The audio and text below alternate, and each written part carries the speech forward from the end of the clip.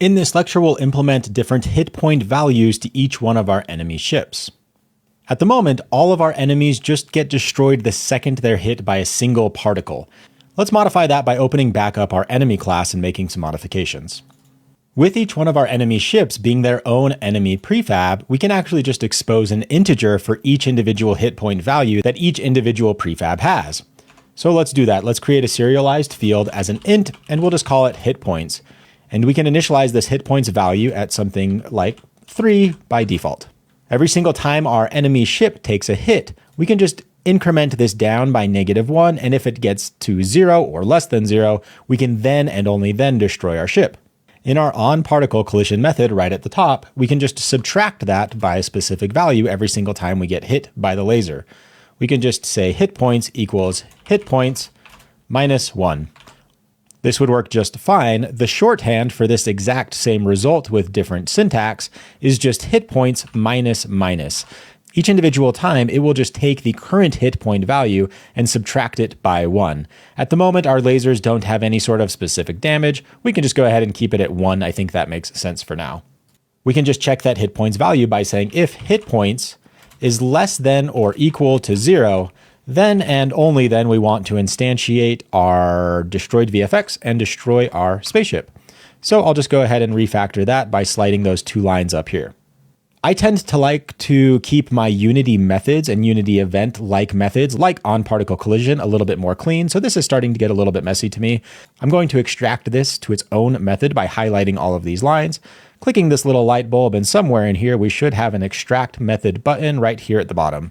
You can highlight new method and either press Ctrl-D to highlight both at the same time, or I believe the default hotkey to rename all methods, even in other classes if they communicate with one another, is F2. I'm just going to call this process hit. Hit enter, and you can see that both were updated at the same time. Let's go test that out back in Unity. It might be a little bit hard to see because everything's going to happen so quickly, but I'm trying to make a point. If you test really closely, you can actually see each individual ship is dying in 2 hits. Now go ahead and have a think on why that might be, a little bit of a mini challenge. Well, each individual time we fire our ship, we're firing 2 lasers. And each individual time the particle hits the ship, it's going to fire that on-particle collision event. So it's basically just taking 2 damage each individual laser wave, if that's what you want to call it. So keeping that in mind, we just want to make sure that our ship's health is always divisible by 2. Let's say we want our beetle to get hit 5 times. We just want to make the hit points 10. Butterfly, let's just keep that at something like 6, basically getting hit 3 times.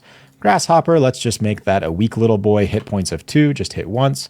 Moth, something like 4, and I guess we can do the same for the wasp, also having a hit points of 4. For the sake of testing, I'm actually just going to go into my player ship and then just disable our collision handler, just to make sure I'm not accidentally running into ships while we're testing things. We can make sure we toggle back on our collision handler component a little bit later on. Hey there, Steven from the future.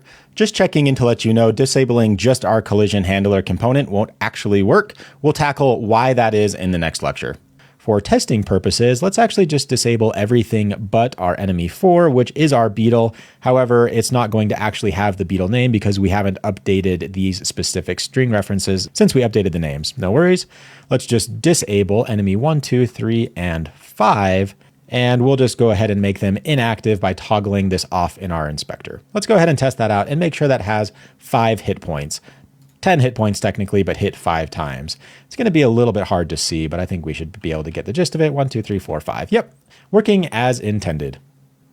I'm going to open back up my enemy class just to kind of give us a little bit of a side tangent to talk about. This might be one of the first times that taking a look at this class, something smells a little bit off. In other words, what's referred to as code smell, meaning you can kind of look at this and our class is now starting to handle more than one responsibility. We're handling our on-particle collision, basically the collision from when our particles is hit, but we're starting to also manage hit points, or basically like our health, in our enemy spaceships. Now that you're getting a little bit more familiar with how to architect your code, it's up to you to make those sorts of decisions on how you want to handle your software architecture. There are a lot of different philosophies when it comes to programming principles.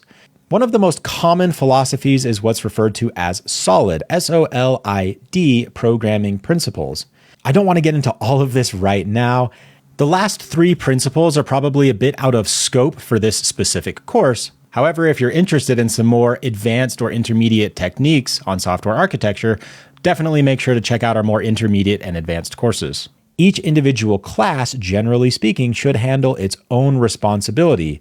For example, it can be a little bit tricky if our enemy spaceship is handling things like movement, health, score, for example, different particle explosions, audio, and things like that.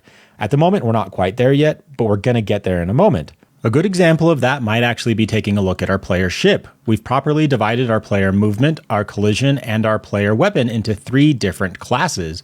We could have put them all in one class and actually just made things work, but that's up for us to decide on how we want to architect our software.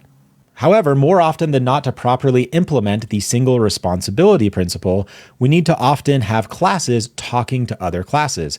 That can be a little bit tricky at the moment because we haven't really had the chance to talk about public methods.